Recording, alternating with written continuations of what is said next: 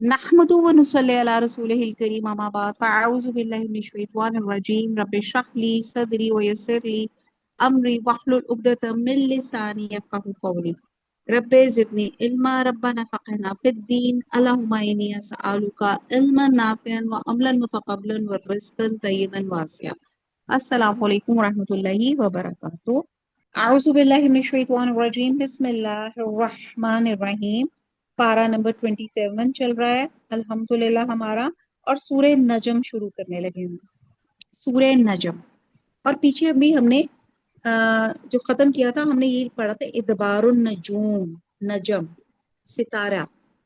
तो ये जो सूरह नजम है, ये इसमें मक्की सूरत है, 3 रुकू हैं इसके अंदर और 62 आयात हैं।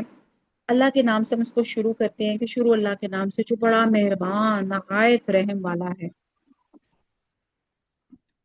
वन नजमी, व नजम सितारे को कहा जा रहा है।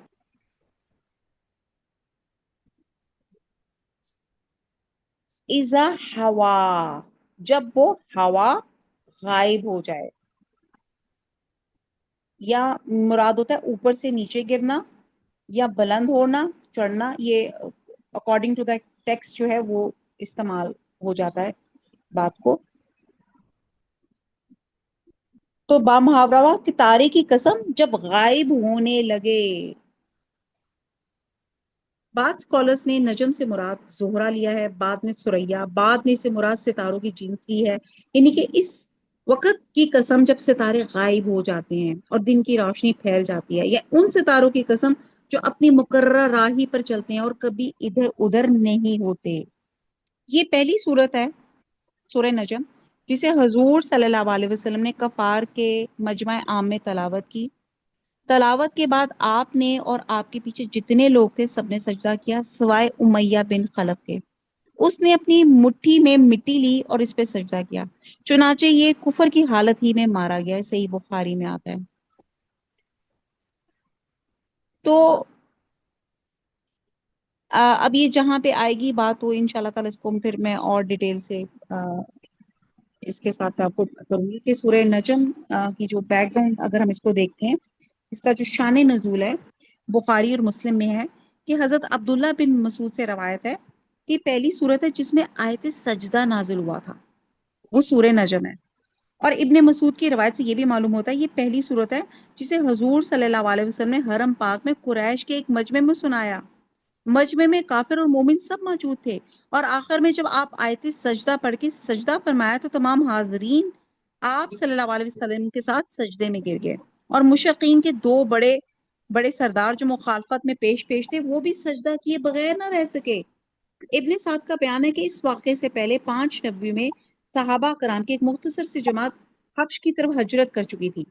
फिर जब इसी साल ये वाकया पेश आया तो हब्श के महाजरीन तक ये किस्सा इसी शक्ल में पहुंचा कि कफारे मक्का मुसलमान हो गए। तो ये खबर सुन के इनमें कुछ लोग शवाल 5 नबी में मक्का वापस आए, मगर यहाँ के मालूम हुआ कि जुल्म की चक्की उसी तरह चल रही है।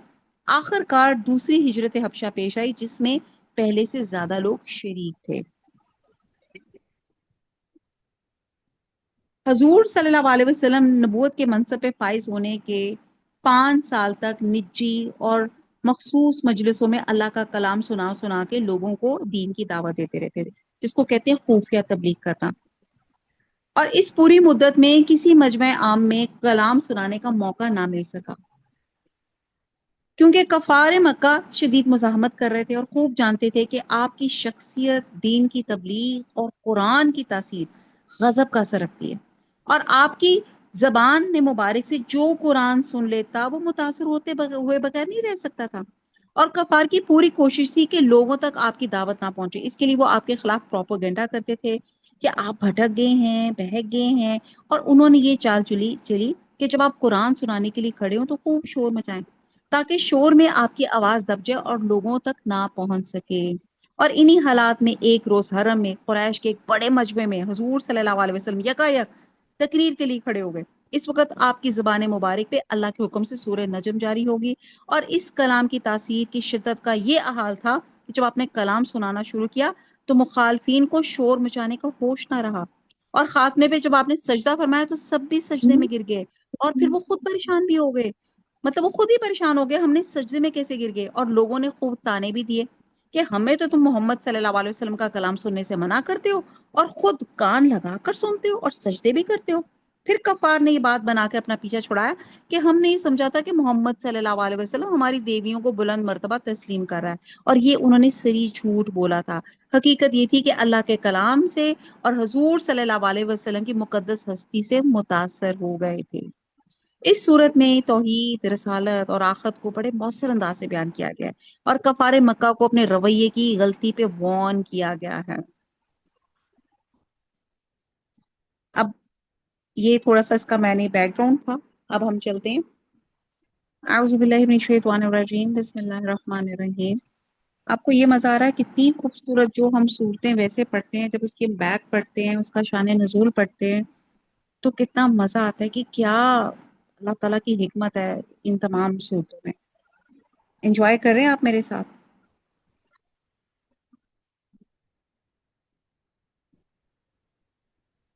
چلیے جی۔ اعوذ باللہ من الشیطان الرجیم، بسم اللہ الرحمن الرحیم۔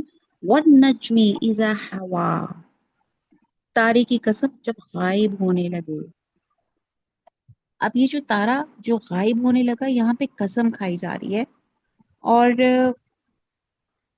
بعض اسکالرس کہتے ہیں کہ ستارے سے مراد سریا ستارہ ہے، بعد میں زہرہ ستارہ مراد ہے، اور بعد میں جن سے نجوم کے اوپر سے نیچے گرنا، یعنی کہ جب رات کے اختتام پہ فجر کے وقت وہ گرتا ہے، یا شیاطین کو مارنے کے لیے گرتا ہے، یا بقول بعض اسکالرس کے قیامت والے دن گریں گے۔ تو اللہ تعالیٰ اس ستارے کی یہاں پہ قسم کھا رہے ہیں، ما ضلع،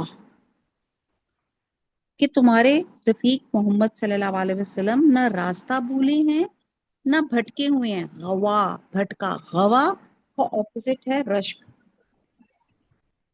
اور وہ اپنے خواہش نفس پہ نہیں بھٹکے۔ اور یہاں پہ جو ایک بات یہ ہے،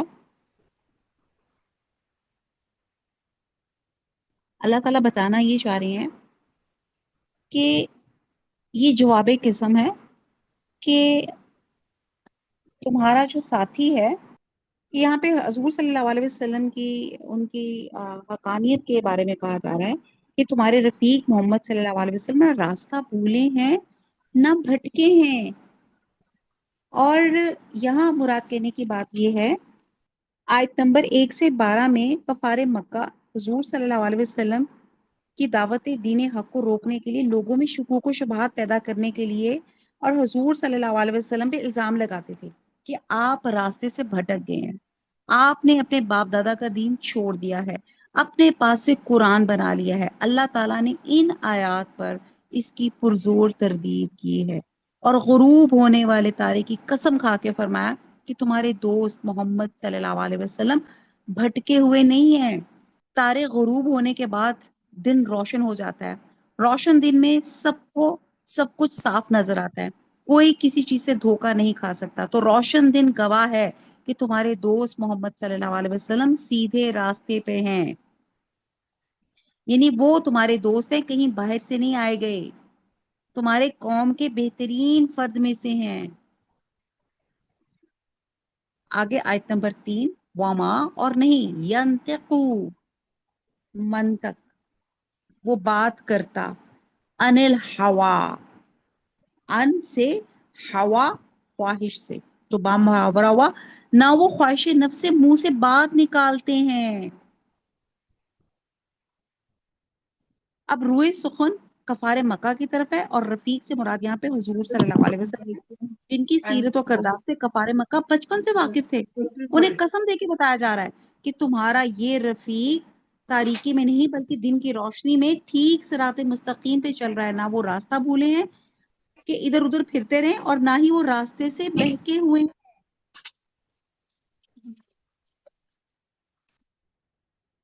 اور یہاں پہ اور اس کو مزید سمجھنے کے لیے کہ آپ کے جو ساتھی ہیں،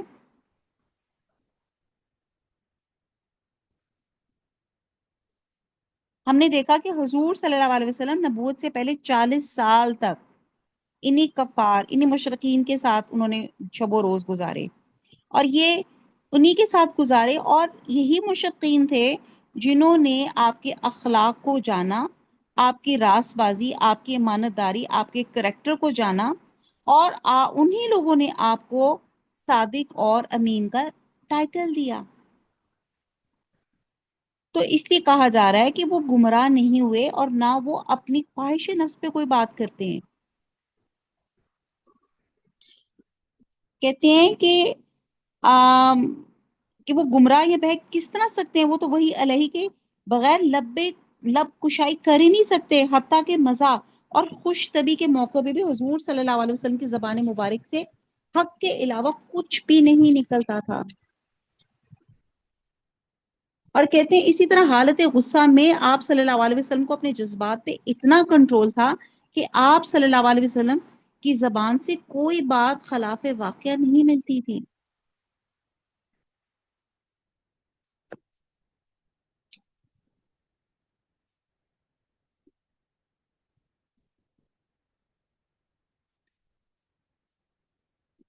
اس لیے یہاں پہ کہا گیا صاحب حکم، کہ تمہارا جو دوست ہے یہ تمہارے ساتھ نبوت سے پہلے 40 سال تک رہا، اور جب انہوں نے اللہ کا کلام بولنا شروع کیا تو تم لوگوں نے ان کے اوپر ایلیگیشنز لگانی شروع کر دی، شکوک و شبہات میں پڑ گئے۔ اور آپ یہ دیکھیں کہ بہکنے کا مطلب ہوتا ہے راستہ جاننے کے لیے انجان بننا، اور بھٹکنے سے مراد ہے جو راستہ ہی نہ جانتا ہو اور راستہ گم ہو جائے۔ اور رات کے وقت وہ بھٹک تو سکتے ہیں، ٹھیک ہے، لیکن دن کے وقت نہیں بھٹک سکتے۔ لیکن حضور صلی اللہ علیہ وسلم، جیسے میں نے بتایا کہ وہ اللہ تعالیٰ نے ان کی اتنا حفاظت کا انتظام رکھا ہوا تھا کہ وہ کسی بھی وقت ان کے منہ سے غلط بات نکل ہی نہیں سکتی تھی۔ اب یہاں پہ ہم وہی مطلوع اور غیر مطلوع کی بات کریں گے۔ وہی مطلوع، وہی کی دو اقسام ہوتی ہیں۔ وہی ہوتی ہے جو اللہ کے الفاظ ہوتے ہیں، اور اللہ سبحانہ تعالیٰ اپنے پیغمبر کو القاء کرتے ہیں خواب میں یا فرشتے کے ذریعے یا ایک پردے کے پیچھے، آپ کو جو اللہ کے الفاظ ہوتے ہیں وہ ہوتے ہیں۔ اور وہی مطلوع کا مطلب ہوتا ہے وہ الفاظ ایگزیکٹ جن میں جو جو 100%لی اوتھینٹکلی اللہ سبحانہ تعالیٰ کے ہیں، ان کو کہتے ہیں وہی مطلوع۔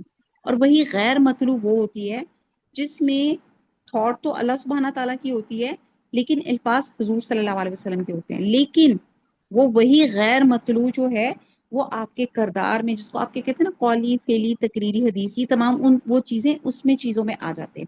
تو حضور صلی اللہ علیہ وسلم کوئی بات اپنے خواہش نفس سے کر ہی نہیں سکتے۔ ہوا، ہوا وہ ہے جو نفس امارہ سے منسوب ہے، دل کی مرضی، یعنی کہ وہ بات کر ہی نہیں سکتے اپنی دل کی مرضی والی۔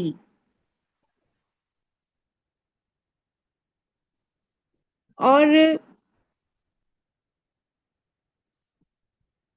حضور صلی اللہ علیہ وسلم وہی بات کرتے ہیں جو اللہ سبحانہ تعالیٰ ان کے منہ سے نکالتے ہیں۔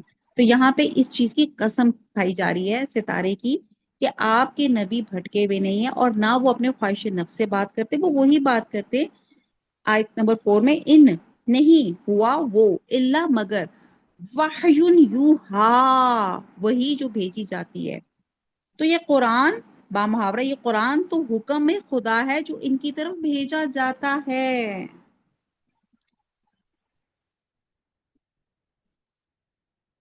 اب یہاں پہ آپ کو سمجھنے کی بات ہے کہ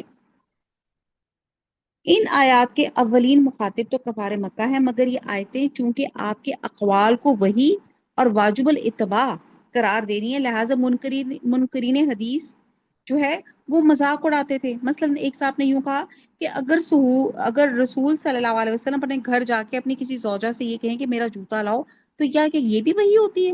اور اکثر منکرین اس کی یہ تعویل کرتے تھے کہ آپ صلی اللہ علیہ وسلم کی طرف جو کچھ وحی کی جاتی ہے وہ سب قرآن میں آ گئی۔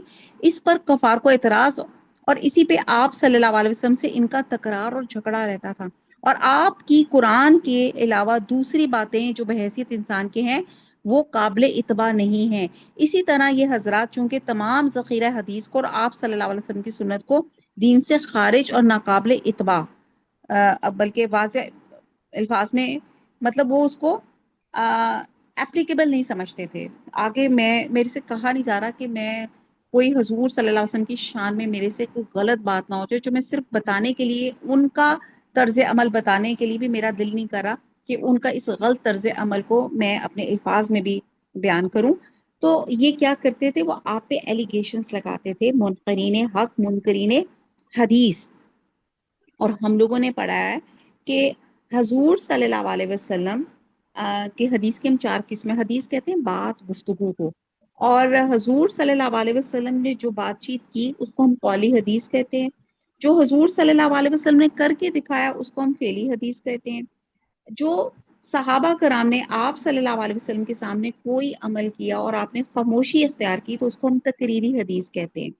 اور ایک حدیث کا وہ قسم ہے کہ اللہ سبحانہ تعالیٰ کے الفاظ لیکن مفہوم حضور صلی اللہ علیہ وسلم کا، جس کو ہم حدیث قدسی کہتے ہیں.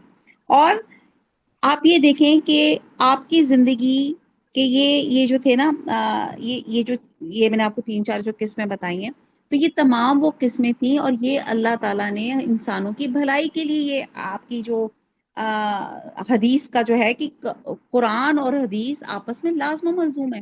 قرآن میں اگر کوئی حکم یعنی کہ اللہ کے ہوتے ہیں اور اس کو کس طرح کرنا ہے وہ ہمیں حدیث سے پتہ چلتا ہے.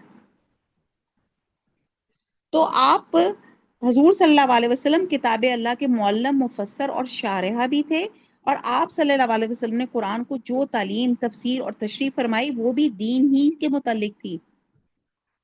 اور آپ صلی اللہ علیہ وسلم صرف بولتے ہی نہیں تھے، کرتے بھی تھے، جو آپ کی فعلی حدیث ہے. اور اسی طرح وہ سب کیا ہے، واجب الاتباع ہے. اب ہم تھوڑا سا اس کو اور تھوڑا سا ٹیکنیکلی دیکھ لیتے ہیں کہ ایک آتے ہیں تشریع امور.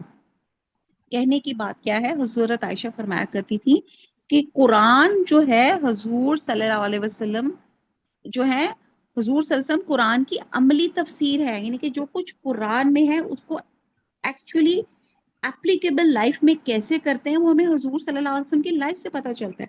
جس میں ہم سب سے پہلے دیکھتے ہیں تشریعی امور. تشریعی امور ہوتے ہیں کہ قرآن میں جیسے نماز کا حکم تقریباً 712 ہے، مگر اس کی تفصیل نہیں ملتی. اسے کیسے ادا کیا جائے، کتنی نمازیں پڑھی جائیں، کون سے اوقات ہیں، ہر نماز میں رکعات کی تعداد کیا ہو، ان کی ترکیب کیا ہو. پھر ہم اسی طرح ارکان دین میں سے دیکھتے ہیں حج کیسے ادا کیا جائے، زکوٰۃ کتنی وصول کی جائے، اور پھر اسی طرح ہم دیکھتے ہیں قضا کا فیصلہ کیسے کیا جائے، اور ہر قضیہ کے لیے شہادتوں کا نصاب اور طریقہ کار کیا ہے. بہت سے ایسے پوائنٹس ہیں جیسے نکاح میں عورت کی رضامندی کا حق، اس کی اہمیت، خلا کا حق، صلح جنگ کے قاعدے. یہ تمام امور ایسے ہیں کہ انسان سنت یا آپ کے اقوال و افعال سے بے نیاز ہو کر بجا لا ہی نہیں سکتا. گویا قرآن کو ماننے اور جاننے کا واحد ذریعہ آپ صلی اللہ علیہ وسلم کی سنت ہے. اور پھر یہ تھا کہ کچھ امور ایسے تھے جس پہ آپ صحابہ سے مشورہ بھی لیا کرتے تھے، کیونکہ آپ صلی اللہ علیہ وسلم کو مشورے کا تاکیدی حکم بھی تھا، کیونکہ یہ امور انسانی بصیرت سے تعلق رکھتے ہیں. عام انسان تو کیا، ایک نبی بھی ایسے امور کا فیصلہ کرنے کا مجاز نہیں ہے. تو ایسے تمام امور آپ صلی اللہ علیہ وسلم کو بذریعہ وحی بتائے اور سکھائے جاتے تھے. ہاں یہ وحی بذریعہ القا یعنی کہ القا ہو، ڈالی جائے آپ کے دل میں، یا جبرائیل بصورت انسان سامنے آ کے آپ کو بتائیں. گویا ایسی تمام امور بھی بذریعہ وحی طے پایا کرتے تھے، جسے عرف عام میں وحی خفی کہا جاتا ہے. یہ تو ظاہر ہے کہ ایسی تمام تفصیلات قرآن میں مذکور ہی نہیں ہیں، اور یہ ہمیں کیسے پتہ چلتی ہیں، حضور صلی اللہ علیہ وسلم کی ذات سے، ان کی سنت سے، ان کی لائف سے. پھر دوسرے آ جاتے ہیں تدبیری امور. ایسے امور آپ کو صحابہ سے مشورہ لینے کا حکم دیا گیا، مثلا جیسے جنگ کے لیے کون سا مقام مناسب رہے گا، اچھا جی قیدیوں سے کیسا سلوک کیا جائے گا، نظام حکومت کو کیسا چلایا جائے گا. ایسے امور جن کا تعلق انسانی بصیرت سے بھی ہے اور تجربے سے بھی ہے. ایسے امور میں وحی کی ضرورت نہیں ہوتی، اللہ یہ کہ مشورے کے بعد فیصلے میں کوئی غلطی رہ جائے تو ایسے صورت میں اس فیصلے کی اصلاح بذریعہ وحی کر دی جاتی ہے. جیسے جنگ بدر کے قیدیوں کے متعلق مشورے کے بعد فیصلے کے متعلق وحی قرآن میں نازل فرمائی گئی. اب تیسری پوائنٹ آ جاتی ہے اجتہادی امور. اس سے مراد ایسے دینی امور جن میں کسی پیش آمدہ مسئلے کا حل سابقہ وحی کی روشنی میں تلاش کیا جائے. گویا یہ معاملہ ہر ماہر علوم دین کی ذاتی بصیرت سے یکساں تعلق رکھتا ہے، تاہم آپ اس کے سب سے زیادہ حقدار ہیں۔ فار ایگزامپل، جیسے ایک عورت آپ صلی اللہ علیہ وسلم کے پاس آ کے مشورہ پوچھتی ہے، مسئلہ پوچھتی ہے، میرے باپ پر حج فرض تھا اور وہ فوت ہو گئے ہیں، کیا میں اب اس کی طرف سے حج کر سکتی ہوں؟ تو آپ صلی اللہ علیہ وسلم نے فرمایا، بھلا دیکھو، اگر اس کے ذمہ قرض ہوتا تو تم اسے ادا نہ کرتی؟ تو اس عورت نے کہا ضرور کرتی۔ تو آپ صلی اللہ علیہ وسلم نے فرمایا کہ پھر اللہ اس ادائیگی کا زیادہ حقدار ہے۔ آپ صلی اللہ علیہ وسلم کے ایسے اجتہادات کی فہرست بہت طویل ہے، اور اس میں جب کبھی کوئی لغزش ہوتی تھی تو اللہ سبحانہ تعالیٰ بذریعہ وحی جلی یا خفی اصلاح کر دیتے تھے، یعنی کہ اگر کوئی فیصلہ آپ سے کچھ غلطی کا امکان تو نہیں، تو اللہ تعالیٰ اس سے پہلے اللہ تعالیٰ آپ کو جس کو کہتے ہیں نا وارن کر دیتے تھے، بتا دیا کرتے تھے۔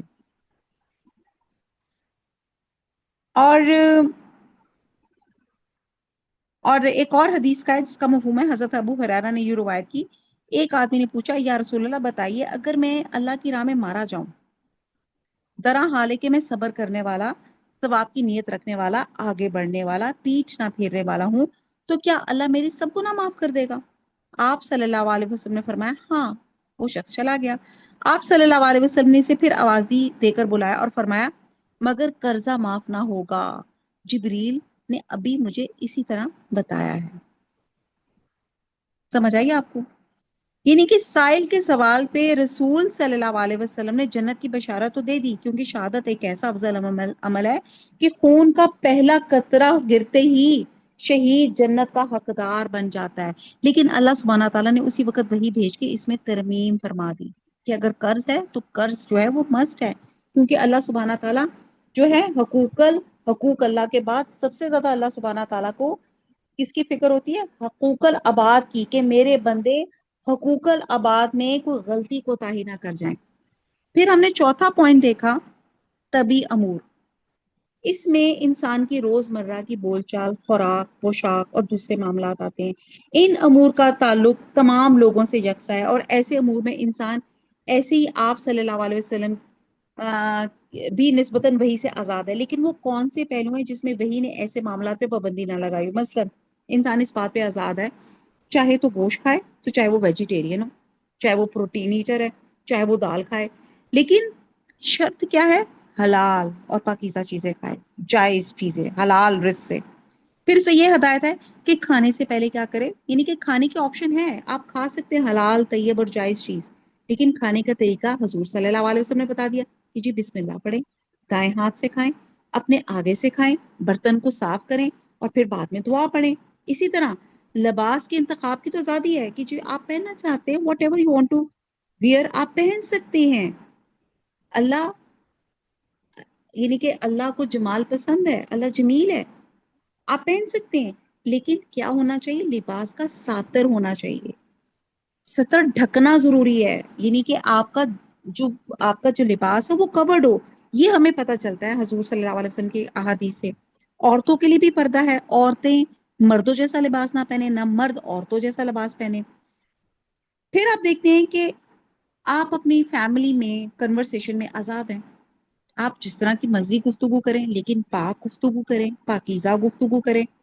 پھر ہمیں حضور صلی اللہ علیہ وسلم سے پتا چلا کہ آپ صلی اللہ علیہ وسلم نے فرمایا کہ سب سے اچھا انسان وہ ہے جو اپنی بیوی کے ساتھ اچھا ہے، یعنی کہ بیوی کے ساتھ حسن سلوک کریں، حسن معاشرت کا وہ پابند ہے۔ ٹھیک ہے جی؟ تو یہ ہمیں حضور صلی اللہ علیہ وسلم کی سے پتا چلا کہ وہ عورتوں کا کیا حق ہے، کس طرح سے ان کی تعظیم اور عزت کرنی چاہیے۔ آپ کی دائی آتی تھیں تو آپ اماں بی بی حلیمہ آتی تھیں، آپ ان کے لیے چادر بٹھا کے ان کو ویلکم کرتے تھے۔ آپ کی بیٹی آتی تھی، ان کو ہاتھ پکڑ کے پیار سے بٹھایا کرتے تھے۔ پھر آپ دیکھیں، کاروبار کا اختیار آپ کو ہے، جی آپ ہر طرح کا کاروبار جو ہے آپ جائز اور حلال کاروبار جو ہے آپ اختیار کرنے میں آزاد ہیں، مگر حرام آپ نہیں کر سکتے۔ جائز کاروبار میں ناجائز طریقوں سے آپ مال نہیں کما سکتے، آپ ناپ تول میں کمی بیشی نہیں کر سکتے، کسی کا دھوکے سے مال جو ہے آپ ہڑپ نہیں کر سکتے، اور نہ ہی سود آپ لے سکتے ہیں۔ تو پھر آپ یہ دیکھیں، یہ آخر وہ کون سا پہلو ہے جس میں وہ وہی سے بے نیاز ہے؟ تو آپ دیکھتے ہیں کہ بہت سی چیزوں میں ہم آزاد ہیں، لیکن ان آزادی میں بھی ہم محتاجی ہے کہ ہمیں حضور صلی اللہ علیہ وسلم کی لائف کو دیکھنا پڑتا ہے کہ ہاں آپ عورتوں سے سلوک کیسے کرتے تھے، آپ بزنس کیسے کرتے تھے، آپ اپنے امپلائرس کے ساتھ کیسے بات کرتے تھے، آپ دیانتداری کیسے کرتے تھے، آپ حسن سلوک کیسے کرتے تھے. تو ہم یہ دیکھتے ہیں کہ قرآن میں احکام کا ذکر ہے، لیکن ان کو پریکٹیکلی ایک انسان نے سر انجام کیسے دینا ہے وہ ہمیں حضور صلی اللہ علیہ وسلم کی لائف سے پتا چلتا ہے. کہتے ہیں جو شخص سنت کا منکر ہے وہ قرآن کا بھی منکر ہے. بہرحال بہت کچھ ہے، اگر میں اس وقت سنت اور حدیث پہ ایک لیکچر دینا چاہوں، اور میں اور بہت سب کو دل کی خوشی ہوتی ہے کہ اپنے آپ کو عاشق رسول کا ٹائٹل دیں. تو اگر آپ بھی عاشق رسول کا ٹائٹل لینا چاہتے ہیں، میں آپ ہم سب لینا چاہتے ہیں، تو آپ یہ دیکھیں میری زندگی میں سنتیں کتنی ہیں. میرا زندگی کا اٹھنا جاگنا، میرے لوگوں کے ساتھ تعلقات، کاروبار میں، دین ڈیلی میرے چورس میں کتنا سنت کا خیال رکھتی ہوں. رات سونے سے پہلے دعا پڑھ کے سوتی ہوں، بستر جھاڑتی ہوں، باتھ روم جانے سے پہلے دعا پڑھتی ہوں، نکلتے وقت دعا پڑھتی ہوں. مجھے پتا ہے کون سا قدم پہلے رکھنا ہے باتھ روم میں، اور نکالتے وقت کون سا پہلے باہر نکالنا ہے. تو یہ تمام چیزیں ہیں جو ہمیں حضور صلی اللہ علیہ وسلم کی لائف سے پتہ چلتی ہیں، اور جسے پتہ چلتا ہے کہ قرآن اور سنت آپس میں لازم و ملزوم ہیں. ٹھیک ہے جی. تو ابھی میں نے یہ پوری اتنی بڑی ابھی تو میں نے اس کا حق نہیں آیت کا ادا کیا. ابھی ہم نے صرف یہ اتنا پڑھا کہ حضور صلی اللہ علیہ وسلم اپنے خواہش نفس سے بات نہیں نکالتے. جی کوئی سوال ہے آپ کا؟ وما علینا الا البلاغ. سبحانک اللہم و بحمدک نشہد لا الہ الا انت نستغفرک و نتوب الیک. والسلام علیکم و رحمۃ اللہ وبرکاتہ.